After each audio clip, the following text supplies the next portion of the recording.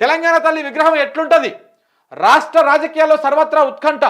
December 9న సెక్రటరియట్లో Telangana తల్లి విగ్రహావిష్కరణ. సోనియా రాహుల్ను పిలిచేందుకు ప్రయత్నం. ప్రభుత్వము ఏర్పాటు చేయబోయే విగ్రహం ఎలా ఉండబోతుందన్న దానిపైన చర్చ బాగా నడుస్తుంది. నిజంగా కూడా రేవంత్ రెడ్డి పోయిండు ఆడ ఒక విగ్రహం ఏర్పాటు చేపిస్తున్నా అని చెప్పిర్రు. ఆ కార్యక్రమాలు నడుస్తూ ఉన్నాయి. మరి సోనియా గాంధీ ఆ విగ్రహ ఓపెనింగ్ కూడా వస్తుందని చెప్పేసి కాంగ్రెస్ వాళ్ళు ప్రచారం చేస్తూ ఉన్నారు. రాహుల్ గాంధీ వస్తారని ప్రచారం చేస్తూ ఉన్నారు. ఇదంతా మంచిగానే ఉన్నది కదా, అసలు తెలంగాణ తల్లి విగ్రహం ఎట్లా ఉంటుంది? ఎందుకంటే రేవంత్ రెడ్డి గతంలో అసెంబ్లీలో మాట్లాడుతూ ఈ విగ్రహం ఎట్లా ఉండాలి, ఏంది కథ అని చాలా మాట్లాడిండు ఆయన ఆ విగ్రహానికి సంబంధించి. మరి ఆ విగ్రహం ఎలా ఉండబోతోంది? గతంలో కాంగ్రెస్ గాంధీ భవన్లో ఏర్పాటు చేసిన విగ్రహం ఇట్లా ఉంది తెలంగాణ తల్లి విగ్రహం.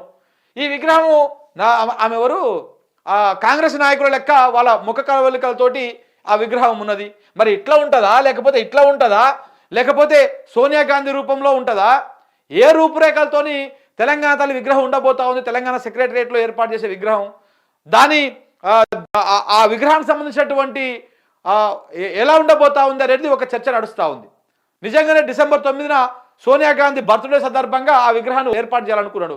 మరి సోనియా గాంధీ బర్త్డే కాబట్టి సోనియా గాంధీ లెక్కనే ఆ విగ్రహాన్ని ఏర్పాటు చేస్తారా? ఎట్లా చేయబోతా ఉన్నారు అనేది, రూపం ఏ విధంగా ఉండబోతా ఉంది అనే దాని మీద బాగా చర్చ నడుస్తూ ఉంది. ఇప్పుడు చూడాలి ఏ విధంగా ఉండబోతుంది అనేది.